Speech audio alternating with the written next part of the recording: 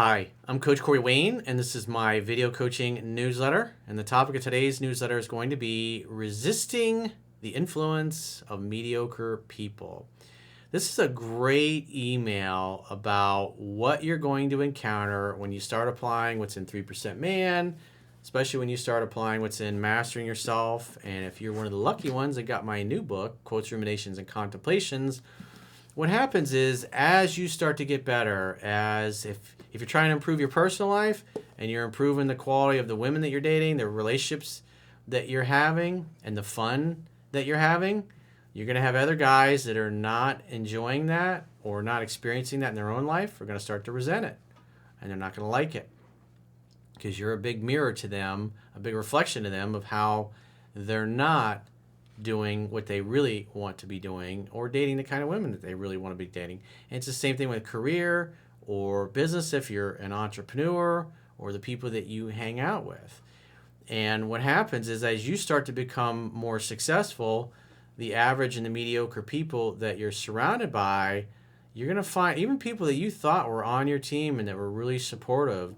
Like I talked about this with Andy and Mike in the series that I did with the two of them. And Mike, when he was working as a camera guy at the local Fox affiliate, this is Orlando going back probably close to 30 years ago, and he wanted to become a sales executive, but he's a cripple, he has CP, cerebral palsy, and his supposed best friend was always like, oh, there's no way, they're not going to give you, you're a cripple, dude, you can't do that.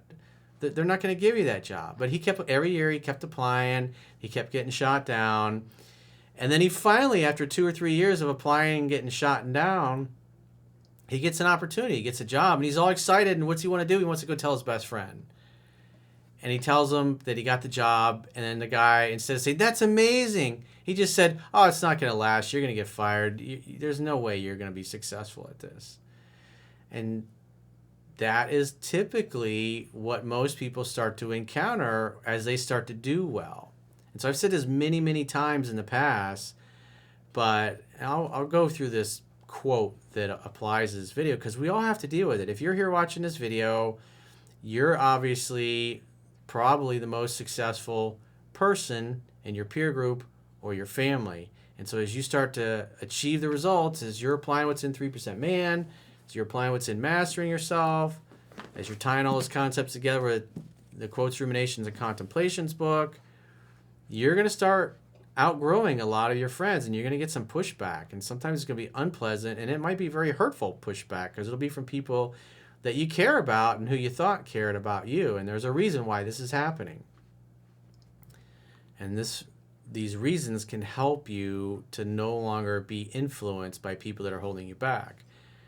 And the quote says, all successful people soon realize that as they start to have success, the people close to them who they expected to be supportive are anything but that. The harsh reality of life is that most people close to you want you to be successful, but not more successful than they are. As you become more successful and leave behind mediocre peers, some of them may resent you and treat you harshly because they fear losing you or don't like you doing better than them due to envy and jealousy. Don't take it personally. It's simply a reflection of what's on the inside of them and how they feel about themselves. Therefore, succeed anyway and surround yourself with like-minded peers who demonstrate through their actions that they belong in your inner circle. I know that's harsh. I know it's a tough pill to swallow. It wasn't an easy pill for me to swallow. But I wrote about this in Mastering Yourself. My own father, when I quit my job at Syntax Rooney to start my business, he wasn't supportive of it at all. And he thought it was a stupid thing to do. And then several years later, once I succeeded, he actually ended up telling me he was proud of me. And I reminded him of the fact that my own dad was not supportive of what I was doing. And he didn't want to see me suffer. He didn't want to see me not be able to pay my bills or go back to Syntax rooting my tail between my legs when I failed a few months later. But at the end of the day, I had my own reasons why I chose to do what I was doing. I believed that I could make it work. I believed that I would find a way, not just a way out. It's easy to find a way out and quit. There's an unlimited amount of reasons to quit and give up on the things that you want. but it's a lot harder to stick to the things that you want to do. So let's go through this guy's email. He says, sorry for the long email. It took me 10 years to finally write you, Corey. I'm a 33-year-old man, and after applying your techniques and on my 7th read of How to Be a 3% Man. Okay, so follow me for 10 years. You only read 3% Man 7 times? Come on, man. Come on. Seriously, you should have been through that thing dozens of times. Most of my friends and family have started to try and control me more and more because, quite frankly, you scare them. You are a reminder of how unsuccessful and unhappy they are and how they're all living lives that are less than what they're capable of. And so they're attacking you. You should look at it as they're testing you because they don't believe in themselves. That's the reality. They don't believe that they can pull off what you're pulling off. And so if they can sandbag your success, then they don't have to do anything. But if you stick with it and you keep succeeding, eventually, maybe, hopefully, you might even inspire some of them. Just like my own father eventually was like, I'm really proud of you. I referred some of them to you, and I listen more, speak less to certain people. It's smart. You're going to have to manage the distance sometimes. And follow my purpose, and I get zero recognition from people I thought wanted to see me succeed. I tell them that some of my accomplishments and goals, and they either tell me that isn't going to work, or they try to change it somehow. They tell me things will be better if you do this or you do that. Well, if they don't have the results that you want and they've never achieved the kind of things that you want, all they're doing is telling you their strategy that got them to their mediocre place in life. Even if I am more respectful and attentive, they think I am weak. They ask me things like, am I okay? Are you even listening to me? This is something that really bothers me because when I was just a lowlife, not taking charge in my life, they liked me more because I did more of what they wanted and agree with everyone around me. Yeah, you basically validated their model of the world and their life choices. And now you're no longer doing that. People don't like to hear the truth is a nasty pill to swallow, and I give people a lot of truth. And I know a lot of people get upset because I'm brutally honest. Same thing even in my phone sessions. It's like, I'm harsh, and I'm going to tell you the harsh reality of the way things are, even if you don't want to hear it, and even if you don't like it. That's why people pay me the money that they pay me, is because they know I'm going to give them the unvarnished truth and tell them what they need to do, and the rest is up to them. Now I do more of what is best for me. They really try to bring me down and crush my persistence and almost hate it when I talk. Well, if you're around people that hate it when you talk, I wouldn't be around those people at all, or very little if they're family and you can't avoid them. I have to say, I really thought once I started to take this seriously, more people would like me, but in my experiences, more people are more interested in trying to control me now. Well, you're doing all the things that deep down they wish they had the strength to do. And always remember, life should be an asshole-free zone. It's good policy. You should definitely implement it. Maybe get one of these sweet mugs from teespring.com, Coach Corey Wayne store. Have it on your desk. And when somebody's giving you shit, just go, oh, really? Huh, really? How about that? Oh, you don't like what I'm doing?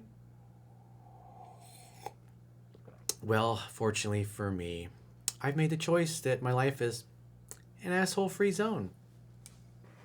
So I don't care what you think, asshole. However, you don't have to be that harsh, but maybe some people deserve it. However, lately, which has never happened before, I've been running into millionaires, making deals and making new friends with extremely happy people, and I have no idea why. Just kidding, haha. Like attracts like. People who like the same things tend to like each other. It's never crowded along the extra mile. Most people are not willing to do these things. And that's what's cool. When you meet other successful people, they're very supportive and they always have a kind word. They're optimistic. They're never going to try to sandbag your success. They're always going to have a positive word of encouragement. That's one of the things that Tony Robbins says, that I think is just totally spot on. He says, love your family, but choose your peers. And in this particular case, you're choosing your peers. You're choosing to bring like-minded people into your inner circle who are going to lift you higher, because your old peer group, they're They're not going to do it. They're not doing it in their own lives, and therefore they can't relate to you. Love your family, but choose your peers. I do have to say, being one of your students helps me realize which people that simply can't help me. You were right, Corey. I had to do things out of my comfort zone for my own good. Well, you must participate in your own rescue. Nobody's coming to save you. Nobody's going to fix you. Nobody's going to solve your problems. And quite frankly, nobody gives a damn about your problems or my problems or anybody else's problems, and they're all glad that we have them. Therefore, succeed anyway, just to piss them off.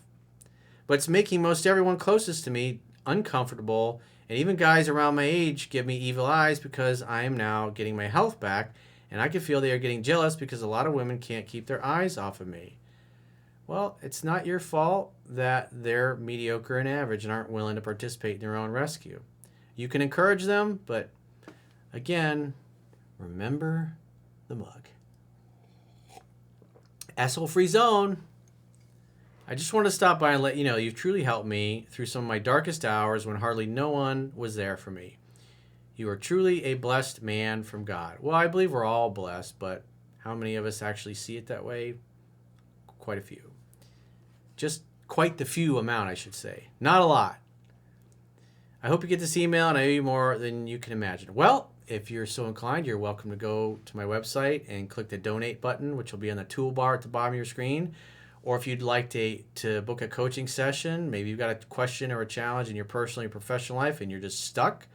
Maybe you need help figuring out your purpose, reorganizing your life, whatever it happens to be that you need help with. Go to understandingrelationships.com, click the products tab at the top of your screen on any page, and book a coaching session with yours truly. Until next time, I will talk to you soon.